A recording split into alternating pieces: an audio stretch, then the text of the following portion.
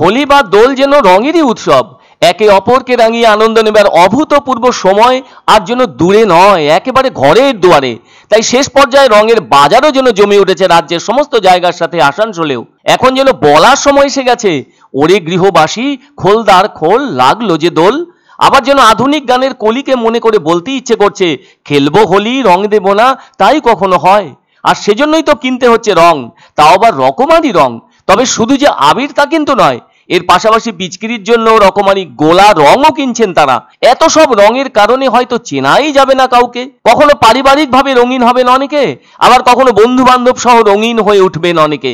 দুদিনের এমন রঙিন উৎসবে মাতোয়ারা হয়ে ওঠার জন্যই এত এত করে পছন্দের রং কেনা চলছে শেষ পর্বে। এসব রং কিনতে কেউই আর দাম নিয়ে চিন্তা ভাবনা করছেন না।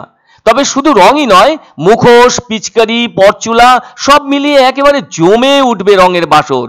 ঘরের ভেতর থেকে উঠোন, তারপর সেই উঠোন ছাড়িয়ে গলিপথ, আবার গলিপথ ছেড়ে সেই রঙের ছয়লাপ লক্ষ্য করা যাবে রাস্তায় রাস্তায় অথবা খোলা ময়দানে। কত ধরনের রঙে যে শরীর রাঙিয়ে যাবে তার হিসেব করা যাবে না।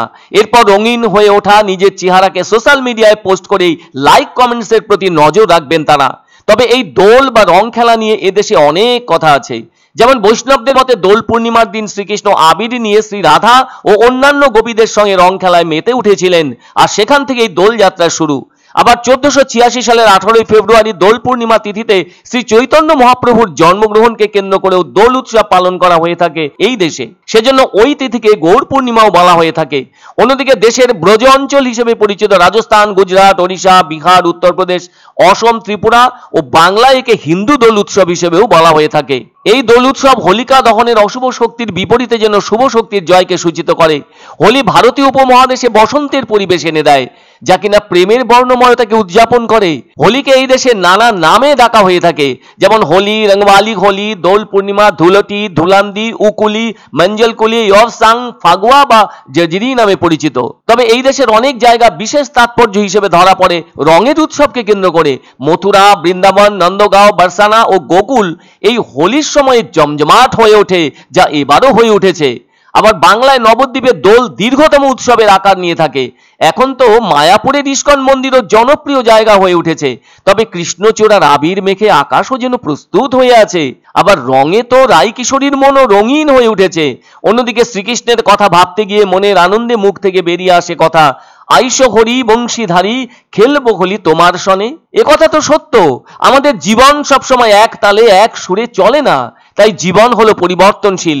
সেজন্য জীবনকে আনন্দ রসে পূর্ণ করে তোলার আহ্বান জানায় এই দোল উৎসব। ফলে খেলবো হোলি রং দেব না তাই কখনো হয়। তাই রঙিন পেলবতায় দুয়ার যে খুলতেই হবে। তুমি এসো আর তোমরা এসোর সেই মিষ্টি আহ্বানে ছড়িয়ে পড়ুক রঙের বর্ণালী। इस बार होली के बाजार में फिल्मी आइटम में सब चीज मिल रहा है और फिल्मी का तरह से सब सामान यहाँ पे बिक रहा है। जैसे अभी पुष्पा 2 में आया हुआ कुल्हाड़ी, KGF 2 का हथौड़ी, और ये सिंघम बाजीराव का फेस भी आया हुआ है। और बेस्ट ये बात है मोदी जी का मुखौटा भी बिक रहा है। डिमांड तो बहुत अच्छा चल रहा है अभी। নানান ধরনের আপনার নতুন এবার বেরিয়েছে, যেমন পিচকারি আর মুখোশগুলো খুব সুন্দর সুন্দর বেরিয়েছে। তারপরে এই কালার, এগুলো স্প্রে, তাই আমি নিলাম এখান থেকে, কালার নিলাম, ওই চশমা। তারপরে নতুন আপনার এই পিচকারিগুলো যেগুলো এসেছে খুব সুন্দর ধরনের আছে বাচ্চাদের জন্য। এক অন্য অনুভূতির স্পর্শ পাওয়া যায় রয়কো ব্র্যান্ডের গেঞ্জি ও জাঙ্গিয়ায়। তাই ছোট বড় সবার পছন্দ রয়কো গেঞ্জি ও জাঙ্গিয়া। প্রস্তুতকারক জয়মনি হোশিয়ারি, কলকাতা। পছন্দসই সেরা খাবার খেতে হলে সোজা চলে আসুন রুচিসম্মত আধুনিক মানের রেস্টুরেন্ট রাজদরবারে। কেননা এখানেই আপনারা পাবেন ভোজনের রাজকীয় অনুভূতি। শুধু পুজোর সময়ই নয়, সারা বছরই রকমারি খাবার সরবরাহ করাই এই রেস্টুরেন্টের আভিজাত্য। আমাদের ঠিকানা রাজদরবার, রাহুতবাড়ি, বাবুপাড়া, জলপাইগুড়ি।